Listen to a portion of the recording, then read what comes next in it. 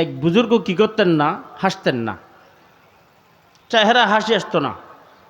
লোকেরা জিজ্ঞেস করে, হুজুর আপনি হাসেন না কেন?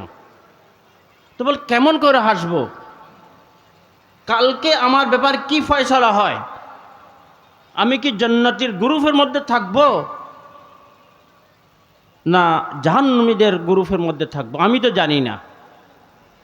কাউকে যদি বলা হয় কালকে তোমার ফাঁসি, কালকে তোমাকে রিমান্ডে নেওয়া হবে, কালকে তোমার বড় ধরনের একটা অপারেশন হবে, কালকের দিন তোমার জন্য বড় সমস্যার দিন, আজকে সে হাসবে?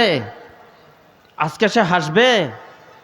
কোট রেবায়তের মধ্যে আছে, হুজুর পাক সাল্লাল্লাহু আলাইহি সাল্লাম বলেন, ওয়াল্লাযী নাফসি বিয়াদিহি ওয়াল্লাযী নাফসি বিয়াদিহি লাউ তা'লামুনা মা আ'লামু লাবাকাইতুম কাসীরা ওয়া লাযাহিকতুম কালীলা।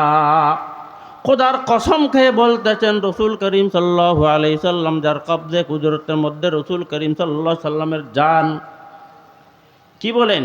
লাউ তা'লামুনা মা আ'লামু, এই ভয়ঙ্কর অবস্থা যেগুলো আমি জানি, যদি তোমরা সেগুলো জানতে পারো তাহলে তোমাদের মুখে হাসি আসবে না।